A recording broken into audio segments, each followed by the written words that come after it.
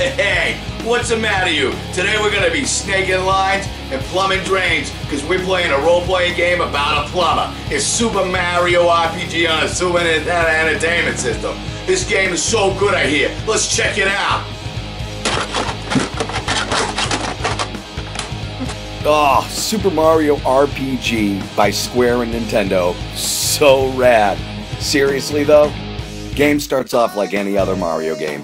Bowser grabs Princess, Mario to the rescue, Bowser in the castle, bada boom. But 3D aspects, really cool graphics, bubbling everything, not something you really see in a Super Nintendo game at the time. You beat Bowser within the first 10 minutes of the game. Wait a minute, is that it? Nope, giant sword falls from the sky, and then boom. Super Mario RPG! But this isn't a Let's Play, so let's concentrate on what makes this game awesome. The fighting system in this is a little bit different from most RPGs you had on the Super Nintendo. It's a timed hit system. And what exactly does that mean? Well, it means that every time you attack, at a certain point during your attack, you're able to hit a button again, creating more damage and a cooler attack form. This works on both regular and magical attacks. Why is it cool? Well, it's cool because it keeps the gamer engaged throughout the whole entire video game. Whereas in other role-playing games, you just kind of hit the button, move on. Another really cool aspect of this is the visual effects that occur every time you do magical attacks, like a cake shooting music notes. Pretty rad. Maps, leveling system, worlds, and gameplay. Just like on Super Mario World, it's a dot-to-dot, move-to-move system. Except for in Super Mario World, the world's flat.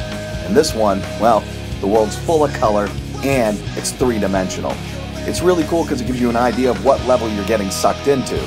Now, moving on to the actual levels themselves, and 3D, full color, excellent movement patterns. Going into an inn is flawless, going into another area of the stage, jumping through enemies. It's really cool and not something you'd expect to see in a game like this. The backgrounds are gorgeous and keeps you moving. The other thing that's really cool about this game is the level up bonus. The POW, the HP, and the S, which stands for Star Power, give you the ability to make your characters better and stronger in the specific needs you want them to be in. It's really helpful later on in the game, so choose wisely. Oh no, bad guys. Yeah, tons and tons of bad guys. Every enemy known to Mario kind is in this video game.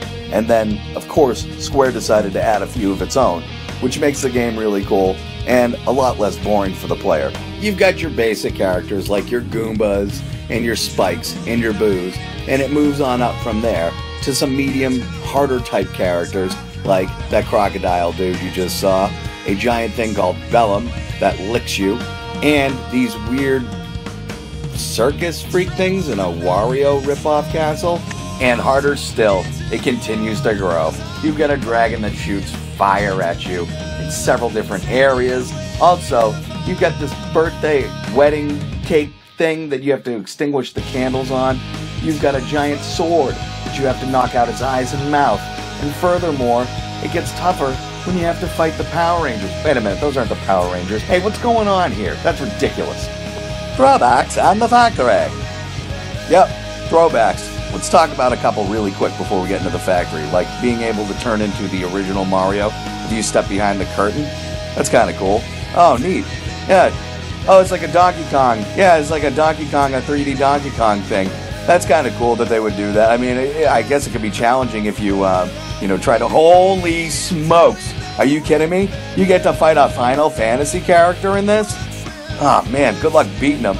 Probably one of the toughest battles I've ever had, but let's move on to the factory. This is just unforgiving, the factory. You work so hard to get to this point, and you just get beat down. I mean, look at this part where I'm just trying to cross this simple bridge. The whole time, escalators are trying to bring me backwards. Hold on, let me just jump up on the thing. And then what ends up happening is you just go forward. It's easy, right? And just move on this. You gotta hop on this platform. Wait a minute. Oh, it pulled me off. Yeah. Mini-boss battles galore in this, and it gets tougher and tougher. You fight every character you fought in the game, and then you fight some new ones. And then you fight the worst one, Smitty. Yeah. Alright, so what am I supposed to do against this guy? He has two forms, that one and this one. It gets tougher and tougher as his head transforms into tanks, a weird lock bolt thing, and then this like Grim Reaper thing. The Grim Reaper shoots swords, it's got magical points that never end. It's almost impossible to beat, but if you do it, then good on ya. Let's take it back to Bob-omb, shall we?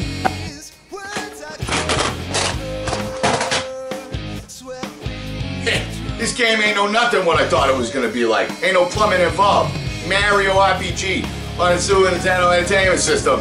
Made by Square? Are you kidding me? This game was unbelievable. You team up with like Koopa, you team up with like Peach, and all these weird little marshmallow dudes. It's unbelievable. You can't stop playing it. You're fighting all these different things. A giant sword, Power Rangers ripoffs. Are you kidding me? This game is awesome. You should play this. Home free. Stay elite. This is Bob-omb signing off. Dr. the Moose is filmed by a live studio audience. Hey kids! Hi, Dr. the Moose! Some of you may have questions on what to play after Mario RPG. well, Final Fantasy and Chrono Trigger. would be really great picks.